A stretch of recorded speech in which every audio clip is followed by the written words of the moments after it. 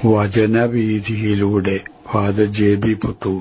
വിശുദ്ധ യോഹന്നാൻ രചിച്ച നമ്മുടെ കർത്താവിശ്വമിശിഹായുടെ പരിശുദ്ധ സുവിശേഷം. അധ്യായം 10, 22 മുതൽ 30 വരെയുള്ള വാക്യങ്ങൾ. യേശു ദൈവപുത്രൻ. ജെറൂസലേമിൽ പ്രതിഷ്ഠയുടെ തിരുനാളായിരുന്നു. അത് ശീതകാലമായിരുന്നു. യേശു ദേവാലയത്തിൽ സോളമന്റെ മണ്ഡപത്തിൽ നടക്കുമ്പോൾ യഹൂദർ അവന്റെ ചുറ്റും കൂടി ചോദിച്ചു, നീ ഞങ്ങളെ എത്ര നാൾ ഇങ്ങനെ സന്ദിഗ്ധാവസ്ഥയിൽ നിർത്തും? നീ ക്രിസ്തുവാണെങ്കിൽ വ്യക്തമായി ഞങ്ങളോട് പറയുക. യേശു പ്രതിവചിച്ചു, ഞാൻ നിങ്ങളോട് പറഞ്ഞു, എന്നിട്ടും നിങ്ങൾ വിശ്വസിക്കുന്നില്ല. എന്റെ പിതാവിന്റെ നാമത്തിൽ ഞാൻ ചെയ്യുന്ന പ്രവർത്തികൾ എനിക്ക് സാക്ഷ്യം നൽകുന്നു. എന്നാൽ നിങ്ങൾ വിശ്വസിക്കുന്നില്ല. കാരണം നിങ്ങൾ എന്റെ ആടുകളിൽ പെടുന്നവരല്ല. എന്റെ ആടുകൾ എന്റെ സ്വരം ശ്രവിക്കുന്നു. എനിക്ക് അവയെ അറിയാം. അവ എന്നെ അനുഗമിക്കുന്നു. ഞാൻ അവയ്ക്ക് നിത്യജീവൻ നൽകുന്നു. അവ ഒരിക്കലും നശിച്ചു പോവുകയില്ല. അവയെ എന്റെ അടുക്കൽ നിന്ന് ആരും പിടിച്ചെടുക്കുകയുമില്ല.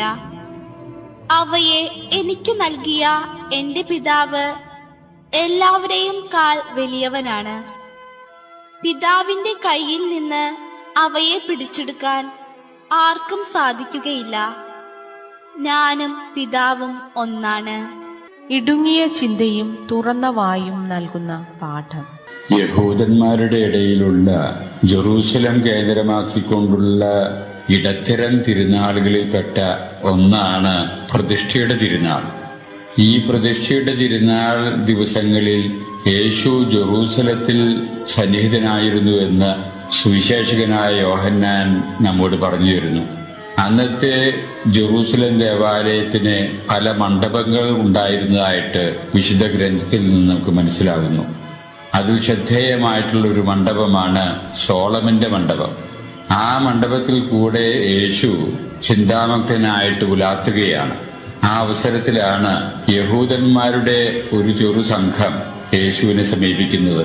യേശുവിനെ സംബന്ധിച്ച് സമ്മിശ്രമായ വികാരങ്ങളായിരിക്കാം അവർക്കുണ്ടായി കാണുക. വ്യത്യാസപ്പെട്ടൊരു മനുഷ്യനാണ് യേശു എന്നുള്ള ധാരണ പൊതുവെ ചുറ്റുപാടിൽ അതിനകം പരന്നിട്ടുണ്ട്. പല പ്രത്യേകതകളും യേശുവിൽ അവർ ദർശിക്കാൻ ഇടവന്നിട്ടുണ്ട്. അതുകൊണ്ടും കൂടിയാണ് സമ്മിശ്ര വികാരങ്ങൾ അവരുടെ മനസ്സിലെ അടിഞ്ഞുകൂടാൻ ഇടവന്നിട്ടുള്ളത്. ഇതിന്റെ അടിസ്ഥാനത്തിൽ യേശുവിനോടായിട്ട് അവർ പറയുന്നു, ഞങ്ങളെ ഇങ്ങനെ സന്നിഗ്ധാവസ്ഥയിൽ നിർത്താതെ നീ ആരാണ് എന്ന് ഞങ്ങളോട് തുറന്നു പറയുക. ഇതാണ് ആ ചെറുസംഘത്തിന്റെ ആവശ്യം. യേശു അവരോടുള്ള ഉത്തരം വളരെ ശ്രദ്ധേയമായിട്ട് നാം മനസ്സിലാക്കണം. യേശു പറയുന്നു, ഞാൻ ആരാണെന്നും എന്തിനാണ് വന്നിരിക്കുന്നതെന്നും എന്റെ ദൗത്യം പൊതുവെ എന്താണെന്നും ഞാൻ ഇതിനകം തന്നെ പല പ്രാവശ്യം നിങ്ങളോട് പല അവസരങ്ങളിലായിട്ട് പറഞ്ഞു കഴിഞ്ഞു. ഞാൻ പറഞ്ഞിട്ട് നിങ്ങൾക്ക് മനസ്സിലാക്കാൻ സാധിക്കുന്നില്ല.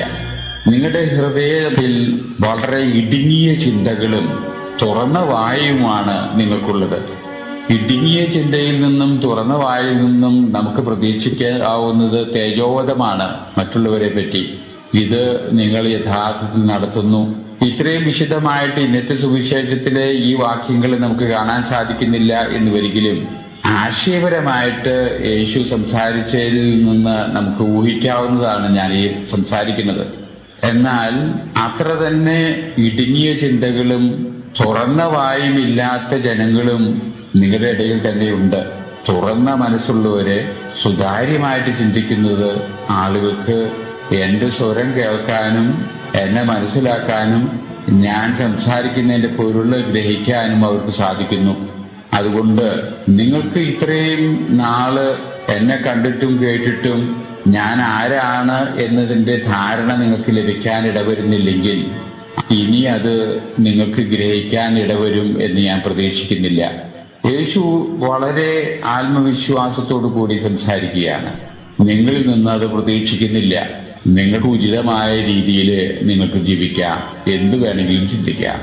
ഇവിടെ അവർ യേശുവിൽ വിശ്വസിക്കാതിരിക്കാൻ ഇടവന്നതിന് മുൻകൂർ ജാമ്യം അവർ എടുക്കാൻ ശ്രമിക്കുന്നു എന്ന് യേശു മനസ്സിലാക്കിയതിന്റെ അടിസ്ഥാനത്തിലും കൂടിയാകണം ഇത്രയും ആത്മവിശ്വാസത്തോടു കൂടെ അവരോട് ഇങ്ങനെ സംസാരിക്കാൻ ഇടവന്നത് എന്ന് ധരിക്കുന്നതിൽ തെറ്റില്ല. ചിലപ്പോ നമ്മുടെ ജീവിതത്തിലും അങ്ങനെയൊക്കെ കണ്ടേക്കാം. ഒരു കാര്യം വേണ്ട വിധത്തിൽ ചെയ്തില്ല, വേണ്ട വിധത്തിൽ ചിന്തിച്ചില്ല എന്ന ചിന്ത നമ്മുടെ മനസ്സിലുണ്ട് എന്ന് ഒരിക്കലും അതിന് മുൻകൂർ ജാമ്യം എടുക്കുന്ന ഒരു പ്രക്രിയയുടെ അടിസ്ഥാനത്തിൽ നാം ചില വാദഗതികൾ ഉന്നയിക്കും.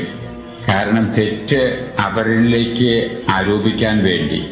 ഇത് തന്നെയാണ് ഇവിടെയും നടക്കുന്നത്. പക്ഷേ ഇവിടുത്തെ ആ പരിശ്രമം വളരെ പരാജയപ്പെട്ട് അവർ തിരിച്ചു പോകാനാണ് ഇടവരുന്നത്.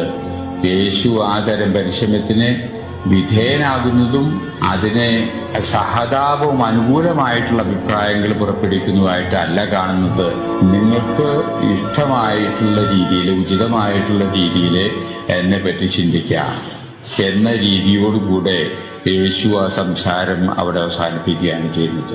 വാദിയെ പ്രതിയാക്കുന്ന രീതിയിലുള്ള ഒരുതരം യുക്തിരഹിതവും വികലവുമായ ചിന്താരീതികളെ യേശു ഒരു തരത്തിലും അനുകൂലിക്കുന്നതായിട്ട് നാം കാണുന്നില്ല.